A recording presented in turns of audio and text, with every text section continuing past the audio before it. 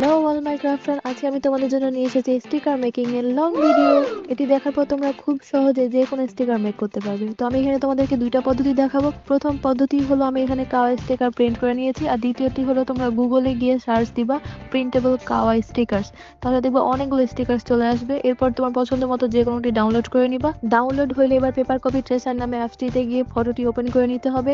এখন দেখবা কোনায় লক চিহ্ন আছে, এখানে ক্লিক করে লক করে নিতে হবে। এবার এর উপরে সাদা কাগজ নিয়ে ডিজাইন ড্র করে নিতে হবে। ডিজাইন যখন আঁকা হয়ে যাবে তখন সাউন্ডের বাটনটিতে আবার টিপ দিলে আনলক হয়ে যাবে। দেখলি তো কত সহজে আঁকা যায়। এটি হলো তাদের জন্য যারা আমার মতো ড্রয়িং করতে পারে না, আর তোমরা যারা ভালো আঁকাআঁকি করতে পারো তাদের তো কোনো কথাই নেই। আঁকা শেষে এবার আমি মনের মাধুরী মিশিয়ে সবগুলোকে রং করে নিব। রং করতে আমার অনেক ভালো লাগে, শুধু আঁকতে পারি না, এটাই সমস্যা।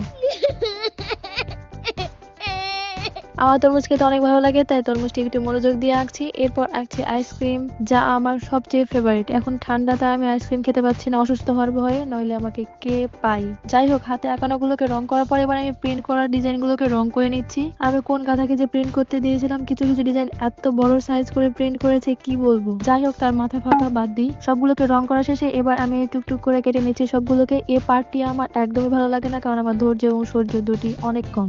Okay. ভালো করে মনোযোগ দিয়ে দেখো আমি কিভাবে কাটছি। আসলে আমি একটু করে সাদা অংশ রেখে কাটছি, খেয়াল করলে বুঝতে পারবে কিভাবে কাটছি। ওকে। এখন আমি নিয়ে নিয়েছি একটি নর্মাল সাদা কাগজ, যেদিকে আমি টেপ দিয়ে কভার করে নিব। আর প্রতিবারের মতো আমি এবার টেপের মাথা খুঁজে পাবো না, এটাই স্বাভাবিক। যাই হোক, অনেক কষ্টে খুঁজে পাওয়ার পর কাগজের টেপ বসিয়ে নিচ্ছি। এই কাজটি একটু সাবধানে করবে, না হলে কুঁচকে যাবে। এখন এই টেপ মারা কাগজটির উপর একটি করে কাট দিয়ে নিতে হবে। কাট দেওয়া শেষে একের পর এক স্টিকার এর উপর রেখে দিতে হবে। এখন আবার লাগবে টেপ, কারণ এগুলোর উপরে আবার টেপ বসিয়ে নিতে হবে। এখানে একটু সাবধানে করবা, না হলে কুঁচকে যাবে এবং দেখতে খারাপ লাগবে। আর দেখো, তোমাদেরকে বলছি অথচ আমি নিজেই কুঁচকে দিয়েছি। আচ্ছা, ব্যাপার না, নখ দিয়ে ঘষে ঠিক করে নিব।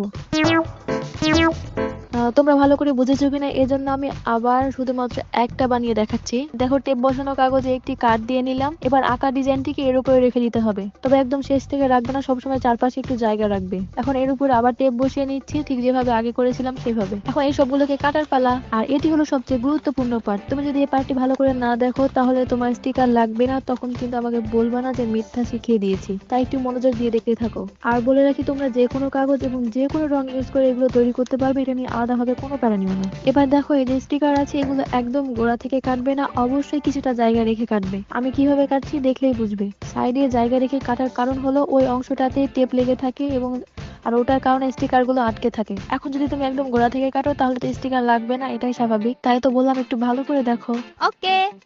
একের পর এক স্টিকার গুলোকে আমি ধৈর্য নিয়ে কাটছি, কারণ তো তোমরা জানোই আমার ধৈর্য কম, তাই একদমই ভালো লাগছে না কাটতে।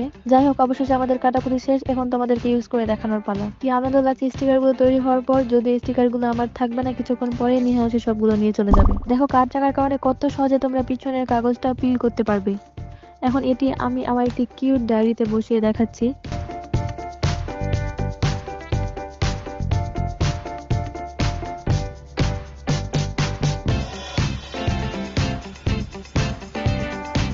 এদিকে বসানোর পর আমি নখ দিয়ে ঘষে দেখাচ্ছি, দেখো উঠবে না। এখানে আমি আরো দুইটা ইউজ করে দেখাচ্ছি, দেখো কত কিউট হয়েছে এগুলো। তাহলে কেন স্টিকার কিনতে যাবে? আমার দেখানো পদ্ধতি ইউজ করে খুব সহজে বানিয়ে নাও এত এত কিউট ভারী রকমের স্টিকার। তোমাদের রিকোয়েস্ট আজকে আমি লং ভিডিওটি আপলোড করেছি, তাই লাইক, কমেন্ট এন্ড সাবস্ক্রাইব করে দিও। দেখা হচ্ছে নতুন ভিডিওতে।